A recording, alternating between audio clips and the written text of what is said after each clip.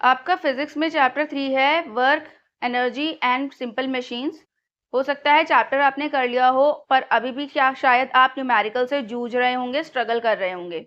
अगर ऐसा ही है तो ये वीडियो आपके लिए ही है। इस वीडियो में हम डिस्कस कर रहे हैं सारे न्यूमेरिकल्स जो आपकी बुक की बैक एक्सरसाइजेस में दिए हुए हैं। साथ ही साथ हम वो ट्रिक्स एंड टिप्स भी देखेंगे जिनसे ये क्वेश्चंस करना अब आपके लिए आसान हो जाएगा।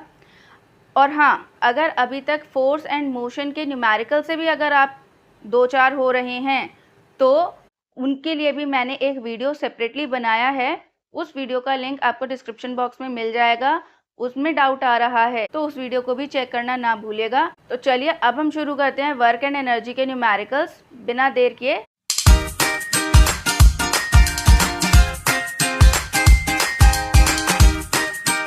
ये पहला न्यूमेरिकल है आपका क्वेश्चन नंबर 5। क्वेश्चन नंबर 4 तक आपके सारे एमसीक्यूज हैं जो आपके थ्योरी बेस्ड हैं, वो आप थ्योरी पढ़ के इजीली कर लेंगे। स्टिल कोई डाउट रह जाता है कमेंट सेक्शन में लिख सकते हैं, उसका भी आंसर आपको जरूर देंगे, ठीक है। फिलहाल क्वेश्चन 5 को देखते हैं। A student is slowly lifted straight up in an elevator from the ground level to the top floor of a building. Later the same student climbs the staircase all the way to the top. Given that the height of the building is 72.5 meter, acceleration due to gravity is 10 meter per second square, and student's mass is 50 kg. First part है find the gain in the potential energy if student is lifted straight up to the top. Second part है find the gain in the potential energy when the student climbs the stairs to the same top. Third part है what do you conclude about the dependence of potential energy on the path taken. Question में क्या कह रहे हैं, एक लड़का है जो एलिवेटर से गया है ग्राउंड फ्लोर से लेकर टॉप फ्लोर तक। बिल्डिंग का जो ग्राउंड फ्लोर था और टॉप फ्लोर था उनके बीच का जो डिस्टेंस है, उनके बीच का जो हाइट है वो 72.5 है। मान लेते हैं ये टॉप फ्लोर है और ये ग्राउंड फ्लोर है, तो इनके बीच का हाइट हमें दिया हुआ है 72.5 metre. Acceleration due to gravity जो लग रहा है वो 10 मीटर पर सेकेंड स्क्वायर है। मास स्टूडेंट का 50 kg है। हमें बताना है फर्स्ट पार्ट में कि जब वो एलिवेटर में जा रहा था तब उसका पोटेंशियल एनर्जी कितना था। पोटेंशियल एनर्जी का फॉर्मूला आपको पता है mgh। Mass of the boy is 50 kg, जी उन्होंने हमें बताया है 10 मीटर पर सेकेंड स्क्वायर, और h यानी हाइट है 72.5। इनको आप मल्टीप्लाई कर देंगे जब सारी वैल्यूज को तो आपको मिलेगा 36250 जूल्स, क्योंकि पोटेंशियल एनर्जी की यूनिट जूल्स में होती है तो ये जूल्स में आंसर आएगा। ये आपका आ गया फर्स्ट पार्ट का answer, potential energy is 36250 joules. Second part कहता है find the gain in potential energy when student climbs the stairs. अगर अब वो एलिवेटर की जगह स्टेयर्स की हेल्प से चढ़ता, सीढ़ियों पे चढ़ता, सीढ़ियों से वो बॉटम से यानी ग्राउंड फ्लोर से वो टॉप फ्लोर पे जाता, तब उसको कितना पोटेंशियल एनर्जी में गेन होता। अगेन हाइट तो सेम ही रहने वाली थी बिल्डिंग की 72.5 मीटर्स, ग्रेविटी भी सेम रहने वाली थी 10, मास ऑफ द बॉय भी सेम ही रहेगा 50 kg, क्योंकि सेम बॉय ही ट्रैवल कर रहा है। तो अब पोटेंशियल एनर्जी कितनी आएगी, फॉर्मूला सेम रहेगा mgh यानी 50 इंटू 10 इंटू 72.5। तो फिर से रिजल्ट वही आ जाएगा 32650 जूल, यानी इस केस में भी पोटेंशियल एनर्जी आएगी 32650 जूल्स, ठीक है। थर्ड पार्ट में वो कह रहे हैं आप क्या कंक्लूड कर पाते हो कि क्या डिपेंडेंस है पोटेंशियल एनर्जी की ऑन द पाथ टेकन, यानी जब बॉय एलिवेटर से गया और जब बॉय स्टेयरकेस से गया तो क्या उसके पोटेंशियल डिफरेंस में कुछ अंतर आया। इसको ऐसे समझिए, देखिए पहले मान लेते हैं एक ऑब्जेक्ट ए पोजीशन पे प्लेस था, हमने इसे बी पोजीशन तक लेके जाना है और ए और बी के बीच का हाइट h है। तो यहाँ से यहाँ तक जब हम इसे लेके जाएंगे कुछ पोटेंशियल एनर्जी लगेगा। उसके बाद हमने क्या किया, हम अब ये ऑब्जेक्ट जो ए पोजीशन पे था इसे ऐसे ना लेके ऐसे लेके गए बी पॉइंट तक, हाइट अब भी सेम है वही h, पर हमारा पाथ चेंज हो गया। तो पाथ चेंज होने से पोटेंशियल एनर्जी पे कोई फर्क नहीं पड़ता, because potential energy depends on mass of the object. Object का मास अगर सेम है कोई डिफरेंस नहीं आएगा। एक्सेलरेशन ड्यू टू ग्रेविटी जिसकी वैल्यू इन केसेस में कांस्टेंट ही रहेगी, इन केसेस में कहा है मैंने, यूनिवर्सली नहीं रहती वो कांस्टेंट, पर इन केसेस में कांस्टेंट रहेगी, और h, तो दोनों ही केसेस में हाइट भी कांस्टेंट है, तो पोटेंशियल एनर्जी यहाँ पर चेंज नहीं होगी। कंक्लूजन यही निकलता है कि potential energy does not depend on the path taken by the object to reach a certain height. ठीक है, ये आप अपना आंसर लिख देंगे, इसी वर्ड्स में लिख सकते हैं। नेक्स्ट क्वेश्चन पे मूव करते हैं। Question number 6, a crane lifts a mass m to the 10th floor of the building in a certain time. It then raises the same mass to the 20th floor of the same building in double the time. How much more energy and power are required? Assume that the height of all floors is same. ठीक है, कुछ बातें मैंने underline की हैं। ये क्यों underline की हैं? क्योंकि यही मेरे को हेल्प करेंगी अपने आंसर को बनाने के लिए। तो जब भी आप क्वेश्चन रीड करते हो उसमें से उन पॉइंट्स को आप मार्क कर लिया करें जो आपका गिवन है या जो आपको फाइंड करना है, तो उससे क्या होता है, क्वेश्चन समझना आसान हो जाता है, और जब क्वेश्चन आसानी से समझ में आ जाएगा तो सॉल्व भी इजीली हो जाएगा। तो यहाँ पर वो कह रहे हैं एक m मास का ऑब्जेक्ट पहले 10th फ्लोर तक गया, कुछ समय लगा, हमें बताया नहीं गया कितना टाइम लगा, कुछ समय लगा। उसके बाद सेम मास था, उसको हमने 20th फ्लोर तक पहुंचाया, सेम बिल्डिंग थी, तो अब टाइम जो लगा वो पहले से डबल लगा। अब हमें बताना है कितनी ज्यादा एनर्जी और कितनी पावर चाहिए होगी इस ऑब्जेक्ट को लिफ्ट करने के लिए। ये कहा गया है कि जो फ्लोर्स हैं, जितनी भी उस बिल्डिंग में फ्लोर्स हैं, सबकी हाइट सेम है। तो चलिए गिवन मैंने लिख लिया है यहाँ पर। अब देखिए केस 1 में मास था m, हाइट है 10th फ्लोर तक जाना है, टाइम लगा t। केस 2 में मास सेम है, हाइट 20th फ्लोर हो गई और टाइम हो गया 2t, यानी डबल ऑफ द टाइम जो पहले था। इस केस में हम यहाँ अज्यूम कर लेते हैं कि height of 1 floor is 1 metre, let height of each floor भी 1 मीटर।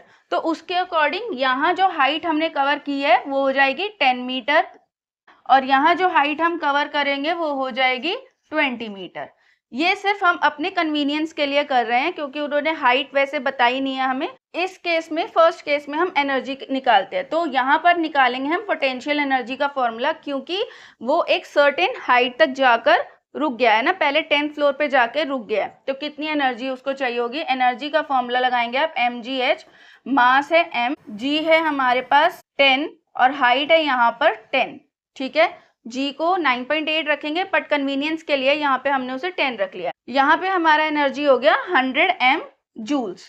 सेकेंड केस में हम देखते हैं, यहाँ पे भी पोटेंशियल एनर्जी ही होगा, यहाँ पे mgh लगाइए, मास हमारा सेम है, g हमारा सेम है 10 और हाइट हमारी डबल हो गई 20, तो यहाँ एनर्जी 2 जो निकली वो निकली 200 m जूल्स। तो हमें बताना है कितनी मोर एनर्जी यूज हुई है, तो एनर्जी पहले वाले केस के डबल यूज हुई है। देखिए यहाँ 100 m एनर्जी यूज हुई थी, यहाँ पे 200 m एनर्जी यूज हो रही है, तो एनर्जी रिक्वायर्ड इज डबल्ड। ठीक है, energy required is double the original, कि जितना 10th फ्लोर तक पहुंचने में एनर्जी चाहिए था उसका डबल चाहिए होगा 20th फ्लोर तक चढ़ने में। तो ये आपका फर्स्ट पार्ट का आंसर आ गया। सेकंड पार्ट था इसमें कितना मोर पावर चाहिए होगा, तो पावर के लिए फॉर्मूला होता है हमारा एनर्जी अपॉन टाइम। एनर्जी इस केस में है 100, टाइम है हमारा t, तो ये आया हमारा power in the first case is 100 upon t what. Second case में जब हम पावर निकाल रहे हैं तो यहाँ पे भी आएगा एनर्जी अपॉन t, तो एनर्जी इस केस में है 200 m और हमारे पास जो टाइम है वो है 2t, तो ये कैंसिल हो जाएगा, ये आ जाएगा 100 अपॉन tm वॉट। तो देखिए दोनों ही केसेस में जो पावर निकली है वो सेम निकली है, तो एनर्जी रिक्वायरमेंट तो डबल हो गई पर जो पावर है वो सेम ही रहेगी in both the cases. Energy double हो गई क्योंकि हाइट बढ़ गई, और पोटेंशियल एनर्जी हाइट पे डिपेंड करती है, आप जितना ज्यादा ऊपर जाएंगे पोटेंशियल एनर्जी इंक्रीज होगी, बट पावर उसको कितनी ज्यादा लगानी पड़ी, वो ज्यादा नहीं लगानी पड़ी, जितनी फर्स्ट केस में लग रही थी उतनी ही सेकंड केस में लगी। ठीक है, नेक्स्ट क्वेश्चन पे मूव करते हैं। Question number 7, which factors determine the energy required to raise a flag from the ground to the top of a tall flagpole using a pulley? Does raising the flag slowly or quickly change the amount of the work done? If the speed at which the flag is raised is double, how does the power requirement change? Explain your answers। 3 question दिए हैं इसमें।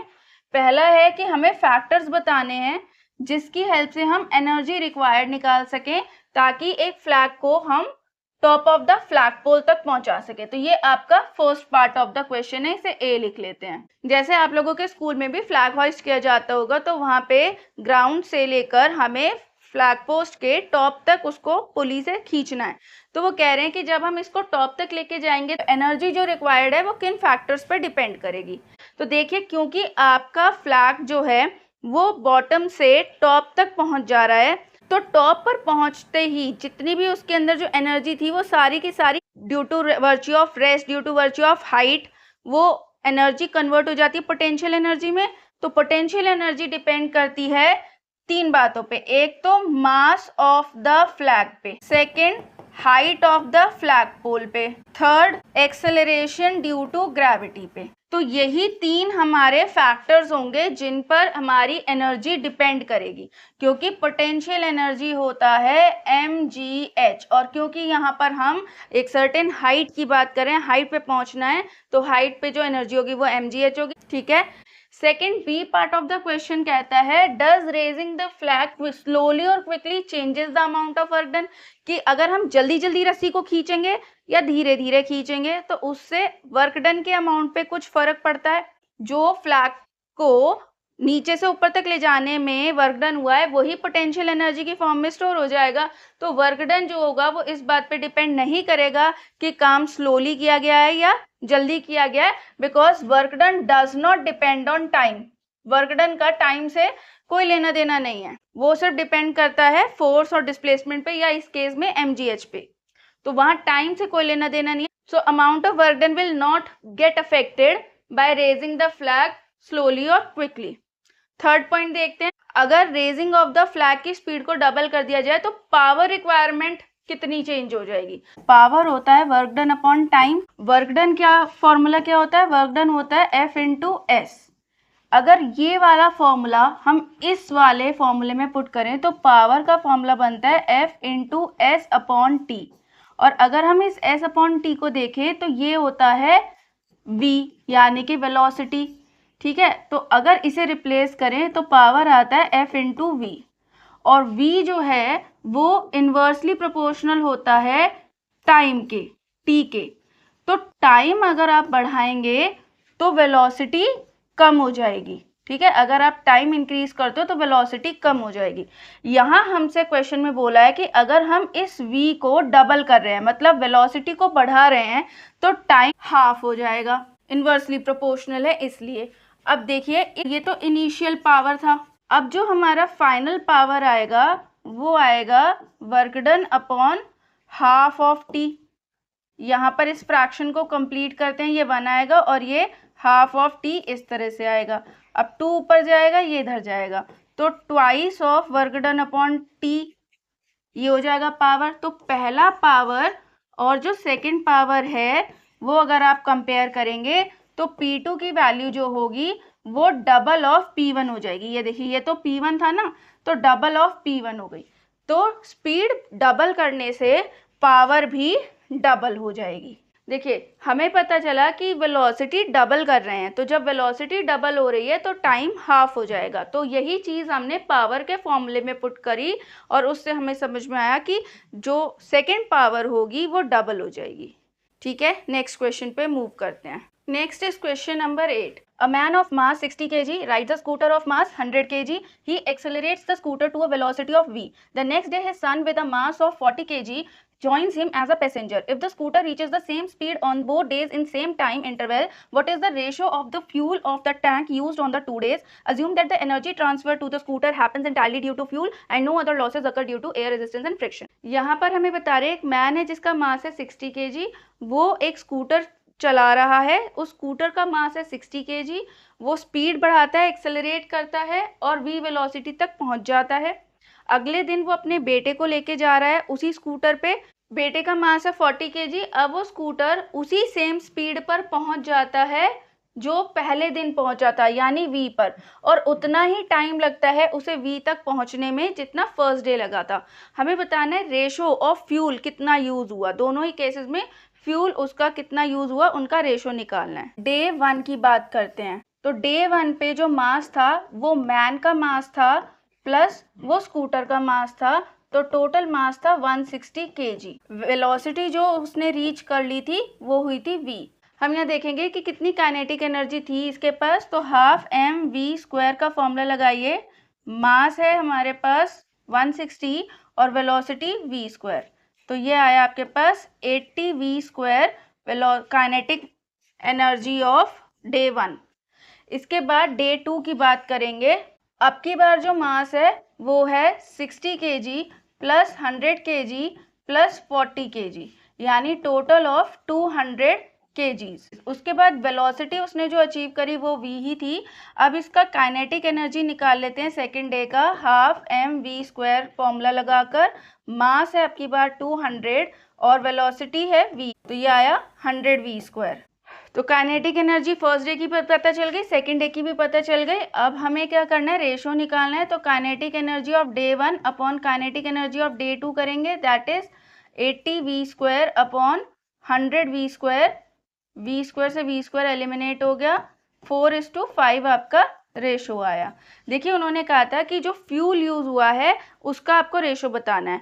जो fuel use हुआ है वो scooter को run करने में लगा है। अब जब कोई ऑब्जेक्ट मूव करता है तो वर्च्यू ऑफ मोशन की वजह से उसके अंदर होती है काइनेटिक एनर्जी, इसीलिए हमने इस केस में काइनेटिक एनर्जी का रेशो निकाला। जो काइनेटिक एनर्जी का रेशो होगा वही फ्यूल यूज्ड का रेशो होगा। ठीक है, नेक्स्ट क्वेश्चन पे बढ़ते हैं। क्वेश्चन 9 है, on a seesaw with sliding seats, a child is sitting on one side and an adult on the other side. The adult weighs twice that of the child. The seesaw however is balanced. Draw a figure which depicts this situation showing the distances from the fulcrum where the child and the adults are seated. देखिए इसमें बता रहे हैं एक seesaw है, यहाँ तो एक चाइल्ड हमने बिठाया हुआ है जिसका मास हम मान लेते हैं m है, और इस तरफ एक एडल्ट बैठा दिया है, एक बड़ा व्यक्ति बैठ गया है जिसका मास है 2 है। पर अब भी इस केस में जब मासेस इक्वल नहीं हैं, उस केस में भी इन्होंने बोला है कि सीसॉ बैलेंस्ड पोजीशन में है। तो कैसे होगा बैलेंस्ड पोजीशन में? लॉ ऑफ मोमेंट्स कहता है F1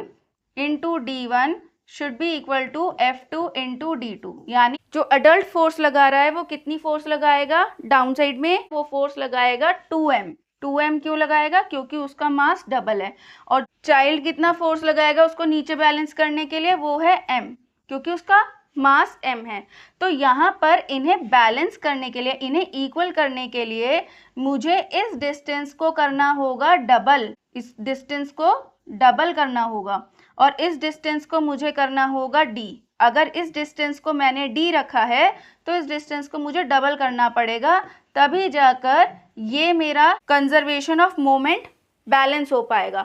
तो इसका मतलब ये है मुझे इस सीसॉ पे चाइल्ड को काफ़ी दूर बिठाना पड़ेगा और उसके हाफ डिस्टेंस पे मुझे एडल्ट को बिठाना पड़ेगा। तो इसका जो पिक्चर बनेगा वो देखिए, आप बीच में फल्क्रम बनाएंगे, इस तरह से एक स्केल की हेल्प से लाइन ड्रॉ करेंगे और यहाँ पर आप दिखाएंगे एडल्ट, मास लिखेंगे उसका 2m, और इस वाले को आप लिखेंगे d कि ये डिस्टेंस है d। यहाँ से यहाँ तक आपका डिस्टेंस हो जाएगा 2d। यहाँ लिख दीजिए चाइल्ड और यहाँ पे उसका मास लिख दीजिए m। स्केल की हेल्प से भी इसे आप जैसे 10 सेंटीमीटर ड्रॉ कर लीजिए और इसे 5 सेंटीमीटर ड्रॉ कर दीजिए, तो ये आपका आंसर बन जाएगा। ठीक है, नेक्स्ट पे मूव करते हैं। Question number 10, a ball of mass 2 kg is thrown up with a velocity of 20 metre पर second. Identify the sign of work done by gravity on the ball during this upward direction and its downward motion. देखिए इस question में आपको बता रहे हैं एक ball है आपके पास जिसका मास 2 kg है, उसे आपने अपवर्ड थ्रो करा है, ऊपर थ्रो करा है, वेलोसिटी उसकी 20 है। तो वर्क डन का साइन क्या होगा? जो जी ने वर्क डन किया, एक्सेलरेशन ड्यू टू ग्रेविटी ने वर्क डन किया, तो जब उसको अपवर्ड मोशन में आप थ्रो करेंगे तो जी की वैल्यू नेगेटिव होगी क्योंकि work is being done against the gravity. और जब उसको डाउनवर्ड थ्रो करेंगे, जब वो नीचे आएगा तो जी की वैल्यू पॉजिटिव हो जाएगी क्योंकि अब वो काम कर रहा है towards the force of gravity. ठीक है, तो यहाँ पर पहले वाले केस का आंसर माइनस में आएगा नेगेटिव, सेकेंड आंसर होगा पॉजिटिव। सेकेंड पार्ट पढ़ते हैं। If the ball reaches a height of 19.4 metre, how much work was done by air resistance. हवा ने उस बॉल को रोकने के लिए, जब वो बॉल को आप ऊपर थ्रो कर रहे थे और वो इस हाइट तक पहुंचा, तो ऊपर थ्रो करते वक्त हवा ने कितना काम किया है, कितना वर्क डन किया है उसको रोकने के लिए बॉल को, वो निकालना है हमें, वर्क डन निकालना है। तो देखिए क्या करेंगे, तो जब बॉल मूव कर रही है, देखिए या आप इसको ऊपर की तरफ थ्रो कर रहे थे तो जब तक ये चढ़ रही है ऊपर तब तक इसके अंदर है kinetic energy. Kinetic energy is equal to half mv²। Ball का मास था 2 kg और वेलोसिटी थी उसकी 20 × 20, तो आपके पास रिजल्ट आएगा 400 जूल्स। ठीक है, ये तो काइनेटिक एनर्जी है, जिस एनर्जी से बॉल ऊपर जा रही है। हमें बताना है कि एयर ने कितना वर्क डन किया उसे रोकने के लिए, तो work done is equal to force into displacement होता है, और डिस्टेंस जो बॉल ने मूव किया वो था 19.4 मीटर, तो यहाँ आ गया 19.4 मीटर। फोर्स हमें इस केस में पता नहीं है, तो पहले हम फोर्स कैलकुलेट करेंगे न्यूटन के सेकंड लॉ से। Force is equal to mg हो जाएगा इस केस में। मास ऑफ द बॉल है 2 kg, acceleration due to gravity है 10, तो 20 न्यूटन हुआ फोर्स, वो हम पुट करेंगे इस केस में, तो वर्क डन आएगा 388 जूल्स। वर्क डन और काइनेटिक एनर्जी दोनों इक्वल आनी चाहिए थी, क्योंकि जब बॉल को आप ऊपर की तरफ थ्रो करोगे तो वर्क डन जो आपने किया उसे ऊपर थ्रो करने में वो ही इक्विवेलेंट होगा काइनेटिक एनर्जी के। तो काइनेटिक एनर्जी तो आ रही है 400 जूल्स, पर वर्क डन जो किया गया है बॉल के ऊपर वो किया गया है 388 जूल्स। तो ये जो चेंज आ रहा है, दोनों की वैल्यू सेम नहीं आ रही है, यहीं से हमें मिल जाएगा work done by air resistance. तो वो आएगा जो 400 जूल्स काइनेटिक एनर्जी थी बॉल की माइनस 388 आप करेंगे तो वैल्यू आएगा 12 जूल्स। तो ये जो मिसिंग नंबर्स थे इसमें वही है वर्क डन जो एयर कर रही है उस बॉल को रोकने के लिए। काइनेटिक एनर्जी निकाली हमने, काइनेटिक एनर्जी हुई 400 जूल्स, वर्क डन निकाला कि बॉल पे वर्क डन कितना हुआ उसे ऊपर थ्रो करने के लिए, वो इतना आया। तो यहाँ पर ये दोनों आने चाहिए थे सेम, पर आ रहे हैं डिफरेंट, वो इसीलिए क्योंकि एयर इसके मोशन को अपोज कर रही थी, और कितना वर्क डन एयर कर रही थी उसके मोशन को अपोज करने के लिए, तो वो इन दोनों को सब्ट्रैक्ट करके हमें पता चल गया। ठीक है, नेक्स्ट क्वेश्चन पे मूव करते हैं। 11th क्वेश्चन है, a 10 kg block is moving on a horizontal floor with negligible friction as shown in the figure. ये देखिए इसकी फिगर दे रखी है। A variable force is applied on the block in the direction of motion from its position at 0 metre till 4 metre. If the block had the kinetic energy of 180 joules when it was at 0 metre, find the block speed at 0 metre and at 4 metre. Does the block have negative acceleration in any portion of its motion. देखिए यहाँ पर इसका graph बना के हमें दे दिया, इधर force है और इधर डिस्प्लेसमेंट है। यहाँ पर जो ब्लॉक है 10 kg का वो इस तरीके से मूव कर रहा है कि उसके ऊपर वेरिएबल फोर्सेस लग रहे हैं और वो इतना डिस्टेंस मूव कर रहा है। जब ये ब्लॉक 0 से 1 तक गया तब इसके अंदर जो काइनेटिक एनर्जी थी वो थी 180 जूल्स। अब हमें बताना है कि 180 जूल्स काइनेटिक एनर्जी होने पर इसकी वेलोसिटी कितनी थी, और जब ये 4 मीटर पे पहुंचा तब इसकी वेलोसिटी कितनी थी, और क्या किसी भी पोर्शन पे इसका एक्सेलरेशन नेगेटिव हुआ वो भी चेक करना है। जब हमारा 0 मीटर पे है हमारा ऑब्जेक्ट, उस केस में काइनेटिक एनर्जी हमें दी हुई है 180 जूल्स, हमें बताना है उसकी वेलोसिटी कितनी होगी। बिल्कुल सिंपल है, काइनेटिक एनर्जी का फॉर्मूला लगाएंगे half mv²। Kinetic energy 180 joules है, मास 10 kg है, वेलोसिटी हमें कैलकुलेट करनी है।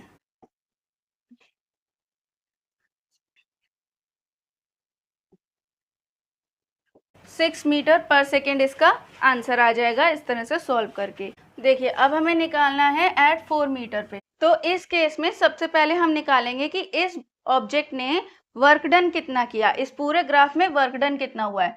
तो वर्क डन निकालना हो जब आपको एफ और एस ग्राफ से यानी फोर्स एंड डिस्प्लेसमेंट ग्राफ से वर्क डन निकालना हो तो वो कैसे निकलता है, एरिया अंडर द ग्राफ से। एरिया अंडर द ग्राफ में यहाँ पर ये बना हुआ है ट्रेपीजियम, और एरिया ऑफ ट्रेपीजियम का फॉर्मूला होता है half sum of parallel sides, ये दोनों पैरेलल साइड्स हैं, इनटू डिस्टेंस बिटवीन देम। तो पैरेलल साइड में ये वाली लेंथ देखिए आपके पास है 4, और ये वाली लेंथ देखिए यहाँ 1 से लेके है 3 तक यानी 2 यूनिट्स, और हाइट ये है आपके पास 50 क्योंकि आपको फोर्स दिया हुआ है 50, तो 4 + 2 6 × 50 × हाफ, तो ये वैल्यू आई आपके पास 150 जूल्स। तो अब जो टोटल काइनेटिक एनर्जी आएगी, देखिए पहले यहाँ की काइनेटिक एनर्जी आपको दे रखी थी 180 जूल्स, अब जो टोटल काइनेटिक एनर्जी आएगी इस पूरे पाथ को कवर करने के लिए वो आएगी आपके पास 180 प्लस ये वाली 150, क्योंकि work done is equal to energy है ना, तो ये वाला जो वर्क डन होगा ये भी एनर्जी काइनेटिक एनर्जी की फॉर्म में ही होगा। तो ये आ गया आपका टोटल करके 330 जूल्स, ठीक है। और अब हमें टोटल काइनेटिक एनर्जी पता चल चुकी है, तो टोटल काइनेटिक एनर्जी के बाद अब हम इसका वेलोसिटी का फॉर्मूला लगा देते हैं, हाफ mv², यहाँ पर है वैल्यू 330, हाफ मास है इस ऑब्जेक्ट का 10 kg, वेलोसिटी का स्क्वायर हमें निकालना है, तो यह आया 5। यहाँ पर आप इसे डिवाइड करेंगे 330 को 5 से और v का स्क्वायर हटाएंगे तो लगेगा अंडर रूट, तो इसका टोटल वैल्यू आएगा अंडर रूट ऑफ 66 और मीटर पर सेकेंड इसका यूनिट आ जाएगा। ठीक है, सबसे पहले 0 पॉइंट पे उसका जो काइनेटिक एनर्जी है उससे हमने वेलोसिटी निकाल ली थी कि जब डिस्टेंस 0 मीटर कवर हुआ है तब उसकी वेलोसिटी कितनी है। उसके बाद यहाँ से लेके वो यहाँ तक आया तो उसने कितना वर्क डन किया, उससे हमें पता चला उसका काइनेटिक एनर्जी कितना है। स्टार्टिंग में उसका काइनेटिक एनर्जी कितना था उसमें टोटल करके तब हमें पता चला उसकी वेलोसिटी कितनी होगी जब वो 4 मीटर तक डिस्टेंस कवर करेगा। नेक्स्ट पार्ट है, क्या कभी इस वाले ग्राफ में एक्सेलरेशन नेगेटिव होगा? तो देखिए, एक्सेलरेशन डिपेंड करता है F अपॉन m पे। न्यूटन का सेकेंड लॉ कहता है A is equal to F upon m। तो इस केस में देखिए आपका फोर्स भले ही कम हो रहा हो, फोर्स कम लग रहा हो पर फोर्स नेगेटिव नहीं लग रहा है इस केस में, और जब फोर्स नेगेटिव नहीं है तो एक्सेलरेशन नेगेटिव नहीं होगा। ठीक है, तो इसमें आपका आंसर आएगा कि no, acceleration will never be negative in this case. ठीक है, मूव करते हैं नेक्स्ट क्वेश्चन पे। नेक्स्ट है question number 12। Question number 12 says the gravitational attraction on the surface of moon is about 1/6 of that on the surface of Earth. An astronaut can throw a ball up to a height of 8 meter from the surface of Earth. How far up will the ball thrown with the same upward velocity travel from the surface of the moon? तो यहाँ आपको बताया गया है कि जितना gravitational pull है अर्थ का, यानी ग्रेविटेशन फोर्स है जितना अर्थ का, उसका 1/6 हो जाता है जब आप मून पे जाते हैं। तो एक एस्ट्रोनॉट जब वो अर्थ पे था वो एक बॉल को ऊपर की तरफ थ्रो करता है कुछ वेलोसिटी से, तो उसने देखा कि बॉल 8 मीटर हाइट तक गई है, अर्थ के सरफेस से 8 मीटर हाइट तक पहुंच गई है ऊपर। अब वही एस्ट्रोनॉट वो बॉल लेकर के पहुंचता है मून पे। अब मून पे जब वो उसको सेम वेलोसिटी से अपवर्ड थ्रो करता है तब हमें बताना है कि वो कितनी हाइट तक जाएगी, मून के सरफेस से बॉल कितनी ऊंचाई तक पहुंचेगी। तो देखिए इस क्वेश्चन में हमें दिया है gravitational pull of moon is 1/6 of gravitational pull of earth. Height जो उसने अचीव करी है ऑन सरफेस ऑफ अर्थ वो है 8 मीटर। ठीक है, अब हमें निकालना है height it will achieve on moon. Height achieved on the surface of moon निकालने के लिए आपको कैलकुलेट करना पड़ेगा potential energy on the surface of moon. Potential energy ही क्यों निकाला, जब वो बॉल किसी सर्टेन हाइट तक जाती है तो ड्यू टू इट्स हाइट उसके अंदर जो एनर्जी होती है वो होती है पोटेंशियल एनर्जी। तो यहाँ हम उसी चीज़ का यूज़ करेंगे कि एक सर्टेन हाइट तक पहुँच के जो बॉल के अंदर सारी एनर्जी थी वो पोटेंशियल एनर्जी में कन्वर्ट हो गई है। ये यहाँ पर आप क्या करेंगे, पोटेंशियल एनर्जी ऑफ मून को इक्वल करेंगे पोटेंशियल एनर्जी ऑफ अर्थ से। पोटेंशियल एनर्जी ऑन मून होगा GMH, ये GM का मतलब है ग्रेविटेशनल पुल ऑफ मून, और यहाँ पर आएगा मास ऑफ द बॉल, दोनों केसेस में सेम था, gravitational pull of earth and height it has achieved on earth. m इसकी वैल्यू हमें नहीं दी गई है, इसे हम यही रखेंगे। हाइट हमें पता है 8 मीटर है, उसको 8 मीटर रखेंगे। मास ऑफ द बॉल हमें नहीं पता है, पर ये पता है कि दोनों केसेस में मास सेम रहेगा। इसकी वैल्यू देखिए ये दे रखी है, gm की वैल्यू ये दी हुई है, तो 1/6 ऑफ GE रखेंगे और हाइट हमें कैलकुलेट करनी है। अब देखिए मास कैंसिल हो जाएगा, GE की वैल्यू GE से कैंसिल हो जाएगी, आपके पास बचेगा 1/6 H इज इक्वल टू 8, और H कैलकुलेट करने के लिए आप इसे क्रॉस मल्टीप्लाई करोगे तो 8 × 6 इज इक्वल टू 48 मीटर। तो हाइट जो बॉल अचीव करेगी मून के सरफेस पे वो होगी 48 मीटर। देखिए जब ग्रेविटी पुल कम होगा तो हाइट ज़्यादा अचीव करेगी। यही वजह है कि जब एस्ट्रोनॉट्स मून पर जाते हैं तो छोटा सा भी जंप लेते ही वो काफ़ी डिस्टेंस कवर कर पाते हैं, काफ़ी हाइट कवर कर पाते हैं। तो रीज़न यही है कि वहाँ ग्रेविटेशनल पुल कम है। ठीक है, नेक्स्ट पे मूव करते हैं। Question number 13। A 1000 kg car is moving along a road at a constant speed. Suddenly the driver notices some obstruction ahead and applies the brakes to comes to a complete stop. The graphical representation of the motion of the car starting from the instant the driver stops the traffic ahead is shown in figure 7.38. हमें find करना है first part में, describe how the car moves between position A and B. Second part, calculate the kinetic energy of the car at position A. Third part, state the work done by the brakes in bringing the car to the halt between B and C. And fourth part, what does the kinetic energy of the car transform into. Question में समझाया आपको कि एक 1000 kg मास की car है जो सीधे सीधे चल रही थी एक पर, और कांस्टेंट स्पीड थी, उसकी स्पीड बार बार चेंज नहीं हो रही थी। ठीक है, अचानक ड्राइवर ने नोटिस किया कि सामने कुछ ऑब्स्ट्रक्शन है, मतलब रुकावट है, और उसने ब्रेक्स लगा दिए। और ब्रेक्स लगाने के बाद उसने कार को हॉल्ट पे आने दिया, मतलब रुक जाने दिया, तो फाइनल वेलोसिटी 0 हो गई। तो ग्राफिकल रिप्रेजेंटेशन इन्होंने दिया इस कार के मोशन का, जिस पॉइंट से ड्राइवर ने ब्रेक लगाए वहां से लेकर किस तरह का ग्राफ ये कंस्ट्रक्ट हुआ।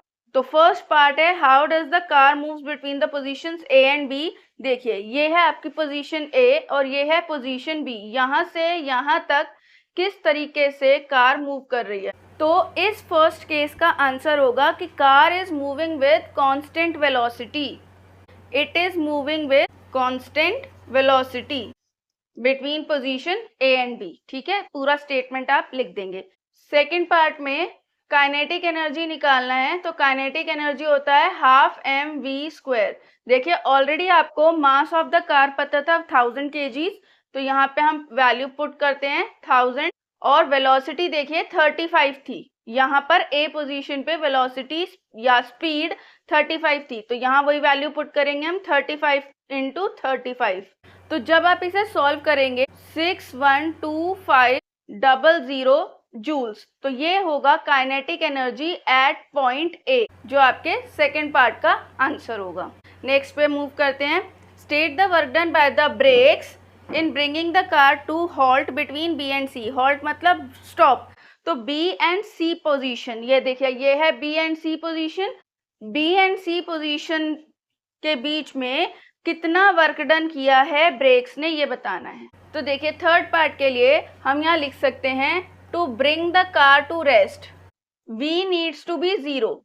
जब आप कार को रेस्ट पे लाओगे और वो बिल्कुल रुक जाएगी, तो उसकी वेलोसिटी हो गई है 0। जब उसकी वेलोसिटी 0 हो जाएगी तो उस पोजीशन पे उसकी काइनेटिक एनर्जी भी 0 हो जाएगी, और जब उसकी काइनेटिक एनर्जी 0 हो जाएगी तो यहाँ से यहाँ तक लाने में वर्क डन कितना हुआ।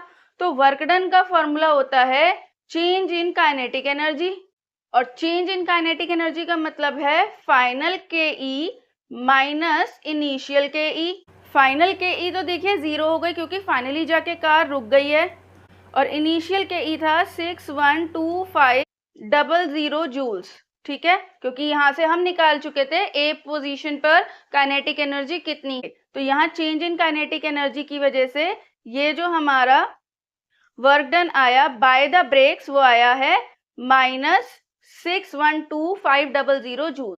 अब फोर्थ पार्ट देखते हैं, what does the kinetic energy of the car transformed into. Kinetic energy किस में ट्रांसफॉर्म हो गई। यहाँ पर आपका law of conservation of energy वाला कॉन्सेप्ट आएगा। तो यहाँ पर जब कार चलते चलते रुक गई, तो यहाँ आपको पता है कि जब कोई चीज चलते चलते मोशन से रेस्ट में आ जाती है तो उसके अंदर जितनी भी काइनेटिक एनर्जी होती है वो कन्वर्ट हो जाती है उसके अंदर की पोटेंशियल एनर्जी में।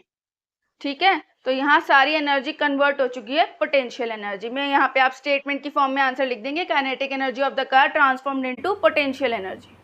Question number 14, the potential energy displacement graph of 0.5 kg ball moving along a frictionless track is shown in figure 67.39. At O, the velocity of the ball is 0 meter per second and potential energy is 30 joules. Calculate the velocity of the ball at P, Q and R. Potential energy इन्होंने दी है y axis पे और displacement दिया है x axis पे। ये आपको points दिए हुए हैं, point O, point P, Q and R। ठीक है, अब उन्होंने बोला है कि ये जो 0.5 kg की बॉल थी ये मूव कर रही है एक फ्रिक्शनलेस ट्रैक पे। फ्रिक्शनलेस का मतलब है जहां फ्रिक्शन या कोई अपोजिंग फोर्स नहीं है, तो ये चलते जाएगी। ओ पॉइंट पर इसकी वेलोसिटी है 0 मीटर पर सेकेंड। यहाँ पर वेलोसिटी इज 0 मीटर पर सेकेंड। अब वो कह रहे हैं पोटेंशियल एनर्जी इस पॉइंट पर है 30 जूल्स। हमें वेलोसिटी बतानी है पी पॉइंट पर कितनी होगी, यहाँ वेलोसिटी कैलकुलेट करनी है। क्यू पॉइंट पे बतानी है वेलोसिटी कितनी होगी, और आर पॉइंट पे बतानी है वेलोसिटी कितनी होगी। पी पॉइंट के लिए आप समझिए कि आपका इनिशियली जो बॉल था वो ओ पोजीशन पे था, ओ पोजीशन पे पोटेंशियल एनर्जी 30 जूल्स था, इसका मतलब उस पोजीशन पे ये बॉल रेस्ट में था और सारी एनर्जी पोटेंशियल एनर्जी की फॉर्म में थी। उसके बाद देखिए इसकी एनर्जी 20 जूल्स हो गई है, यानी पोटेंशियल एनर्जी 20 जूल्स हुई है। और जब पोटेंशियल एनर्जी कम हो गई है तो इसका मतलब बाकी की 10 जूल्स ऑफ एनर्जी कन्वर्ट हुई होगी काइनेटिक एनर्जी में। तो यहाँ तक आते आते बॉल ने कुछ मूवमेंट शो किया है, तब वो पी पॉइंट पे आई है, और जब वो मूवमेंट शो कर रही है तो उसकी वेलोसिटी की भी कुछ वैल्यू हो जाएगी। बस इसी की हेल्प से अब हम इसकी वेलोसिटी निकाल लेंगे। देखिए सबसे पहले आप काइनेटिक एनर्जी कैलकुलेट कर लीजिए कि इनिशियली इसके अंदर टोटल 30 पोटेंशियल एनर्जी थी, माइनस अब इसकी पोटेंशियल एनर्जी हो गई है 20, तो काइनेटिक एनर्जी की वैल्यू आ गई 10 जूल्स। काइनेटिक एनर्जी का फॉर्मूला होता है हाफ mv²। तो यहाँ पर अब वैल्यू पुट करेंगे। देखिए काइनेटिक एनर्जी 10 जूल्स है, इज इक्वल टू हाफ, मास है 0.5 किलोग्राम्स। क्या वेलोसिटी हमें कैलकुलेट करना है, डेसिमल रिमूव करेंगे हमें 10 मिलेगा, इस 0 का कोई वैल्यू नहीं है, 5 1 जा 5 5 2 जा 10, तो ये 2 × 2 हुआ 4, जो जाएगा इधर क्रॉस मल्टीप्लाई में, तो 10 × 2 × 2 is equal to velocity, square हटाने के लिए अंडर रूट करेंगे, 2 का पेयर हो गया, ये बाहर आ जाएगा और √10 अंदर रह जाएगा, तो 2√10 मीटर पर second is equal to velocity at point P। तो देखिए यहाँ पर एट पॉइंट P वेलोसिटी की वैल्यू आएगी 2√10। कैसे आई वो आप समझ गए। यहाँ से बस अगर आप काइनेटिक एनर्जी कैलकुलेट कर लेंगे तो बाकी तो फॉर्मूला में आपको सिर्फ वैल्यू पुट करनी है। नेक्स्ट पार्ट में आपको Q पॉइंट पे बतानी है कि इसकी वेलोसिटी कितनी होगी। देखिए O पोजीशन और Q पोजीशन दोनों सेम लाइन पे लाई कर रहे हैं और O पॉइंट पे पोटेंशियल एनर्जी 30 जूल्स थी। उस टाइम पर उस बॉल में कोई काइनेटिक एनर्जी नहीं थी, तो Q पॉइंट पे काइनेटिक एनर्जी होगी 0। तो जब काइनेटिक एनर्जी होगी 0 तो उसकी वेलोसिटी भी होगी 0, ठीक है, क्योंकि kinetic energy is equal to half mv²। जब काइनेटिक एनर्जी है ही नहीं, सारी की सारी उसमें पोटेंशियल एनर्जी है, तो उसका फाइनल वेलोसिटी भी 0 ही होगा। अब बात करते हैं आर पोजीशन की। देखिए आर पोजीशन तक बॉल रीच ही नहीं करेगी, पहले इसे इरेज करते हैं फिर आपको समझाते हैं। देखिए इस आर पोजीशन की अगर हम बात करें, इनिशियली मेरा जो बॉल था वो ओ पोजीशन पे था, उसमें टोटल पोटेंशियल एनर्जी थी, यानी ये मैक्सिमम हाइट थी जहां पर बॉल रेस्ट कर रही थी। यहाँ तक ये बॉल रीच ही नहीं कर पाएगी, ये बॉल नीचे जा सकती है या फिर ये इस तरह से यहाँ तक जा सकती है फाइनली, ठीक है, ये यहाँ नहीं आ सकती, आर पोजीशन पे रीच ही नहीं कर सकती, क्योंकि एनर्जी ट्रांसफॉर्म कंजर्व रहता है। क्योंकि आपने एक प्रिंसिपल पढ़ा है, energy can neither be created nor be destroyed, it can only be transform. यहाँ जो टोटल पोटेंशियल एनर्जी थी वो यहाँ तक ट्रांसफॉर्म हो सकती है Q तक, Q के आगे वो जा ही नहीं सकती, क्योंकि फिर वो एनर्जी क्रिएट या डिस्ट्रॉय करने वाले मैटर में चला जाएगा।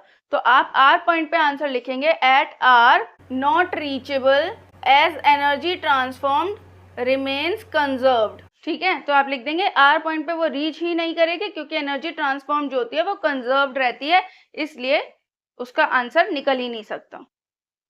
नेक्स्ट पे आते हैं question number 15। A coconut of mass 1.5 kg falls from the top of a coconut tree onto the wet sand on a beach.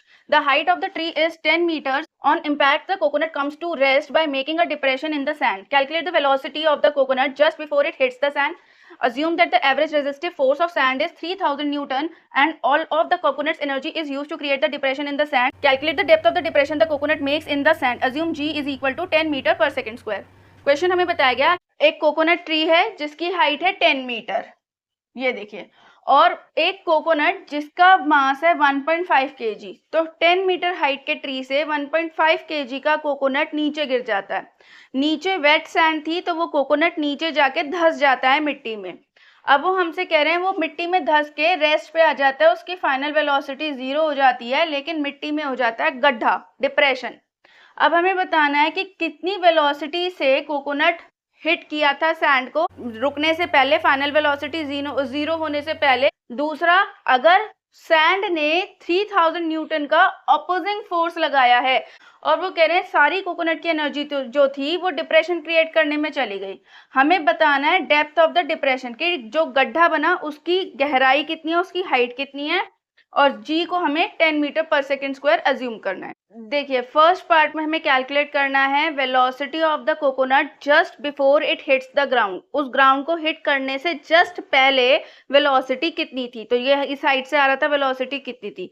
अब हमें यहाँ पर पता है ट्रांसफॉर्मेशन ऑफ एनर्जी वाले कॉन्सेप्ट से कि जब ये रेस्ट पे था कोकोनट और ये नीचे जब गिरा तो बिफोर टचिंग द ग्राउंड इसके अंदर जितनी भी पोटेंशियल एनर्जी यहाँ पर थी वो सारी की सारी काइनेटिक एनर्जी में कन्वर्ट हो जाएगी हाइट जस्ट 0 होने से पहले। और काइनेटिक एनर्जी की वैल्यू पता चलते ही I can easily find out the velocity. बस वही काम करते हैं। सबसे पहले हम पोटेंशियल एनर्जी ऑफ कोकोनट निकाल लेते हैं जो होगा mgh। मास कोकोनट का है 1.5, g मुझे 10 लेने के लिए बोला गया था। कोकोनट 10 मीटर हाइट पर था, यहाँ से डेसिमल रिमूव करते हैं। 150 joules is equal to potential energy of the coconut. अब हम यहाँ लिखेंगे कि potential energy gets converted to kinetic energy as it falls. तो ये जो हमारी पोटेंशियल एनर्जी है 150 जूल्स, ये बन जाएगी अब काइनेटिक एनर्जी। और काइनेटिक एनर्जी का फॉर्मूला होता है हाफ mv²। तो 150 इज इक्वल टू हाफ, मास 1.5 है, वेलोसिटी कैलकुलेट हो जाएगी। तो ये आएगा 150, 2 × 10 न्यूमरेटर में जाएगा, ये 15 डिनोमिनेटर में आएगा। v² की वैल्यू कैलकुलेट करेंगे, स्क्वायर हटाने के लिए अंडर रूट करना पड़ेगा। 15 10 10 और 10 का रूट खुल जाएगा, 2 रूट में रहेगा। ये आएगी फाइनल वेलोसिटी 10√2 मीटर पर second just before hitting the ground. अब इसका सेकंड पार्ट देखते हैं। सेकंड पार्ट में इन्होंने कहा कि वो जो कोकोनट था, देखिए जैसे ये एक कोकोनट ट्री है जो 10 मीटर हाइट पर है, यहाँ पे एक कोकोनट था, ये कोकोनट यहाँ ग्राउंड पे जाके लैंड किया। यहाँ पर लैंड करने के बजाय ये वेट लैंड थी, वेट एरिया था, तो ये नीचे चला गया, ये डिप्रेशन क्रिएट हो गया इसमें। तो इसने कितना ये डिस्टेंस मूव किया है, जब यहाँ पर फोर्स लग रहा था 300 न्यूटन, ये 300 न्यूटन फोर्स लगा के वेटलैंड इसे अपोज कर रही थी, तो इसने डिस्टेंस कितना मूव किया है। यानी कि यहाँ अगर हमें पता चल जाए इसका वर्क डन तो हम ये निकाल सकते हैं। फोर्स हमारे पास है 3000 न्यूटन, डिस्टेंस हमें इसका कैलकुलेट करना है। वर्क डन यहाँ पर होगा is equal to kinetic energy, क्योंकि ये देखिए मोशन में था। मोशन में जब कोई बॉडी होती है तो उसके अंदर होता है काइनेटिक एनर्जी, और वो काइनेटिक एनर्जी की वजह से ही वर्क डन करा इस कोकोनट ने, इसलिए ये दोनों हो जाएंगे इक्वल। तो 150 जूल्स। अब देखिए वर्क डन का फॉर्मूला होता है एक हमारे पास F/S, वर्क डन की वैल्यू 150 है, फोर्स हमारे पास 3000 है, S हमारा कैलकुलेट हो जाएगा। तो 150 upon 3000 is equal to S, 1/20 यानी 0.05 metre is equal to S। तो इतना डिप्रेशन कॉज किया होगा, इतनी डेप्थ तक वो कोकोनट नीचे गया है। बाकी आप इसे स्टेटमेंट में लिखकर छोड़ सकते हैं आंसर को। और इसी के साथ आपके सारे न्यूमेरिकल्स इस चैप्टर के कंप्लीट होते हैं। उम्मीद करते हैं कि आपको अब इस चैप्टर के न्यूमेरिकल्स में कोई दिक्कत नहीं आएगी। अब आपकी सारी क्वेरीज और डाउट्स क्लियर हो चुके होंगे। अगर फिर भी आपका कोई डाउट या क्वेरी रह गई है तो उसे आप कमेंट सेक्शन में लिख दीजिएगा, वो भी मैं पूरी कोशिश करूंगी सॉल्व करने की। और इसके previous chapter how force affects motion, उसके न्यूमेरिकल्स की भी मैंने वीडियो बनाई हुई है, उसका लिंक आपको नीचे डिस्क्रिप्शन बॉक्स में मिल जाएगा, आप उसे भी चेक कर सकते हैं। अगर ये वीडियो आपको हेल्पफुल लगा है, आपको इससे हेल्प हुई है, तो इस वीडियो को लाइक करना बिल्कुल ना भूलिए, अपने फ्रेंड्स के साथ इसे शेयर कर दीजिएगा। साथ ही अगर आपने अभी तक चैनल को सब्सक्राइब नहीं किया है तो मेक श्योर कि आप उसे सब्सक्राइब भी कर दें। तब तक के लिए मिलते हैं नेक्स्ट वीडियो में। Take care, good bye.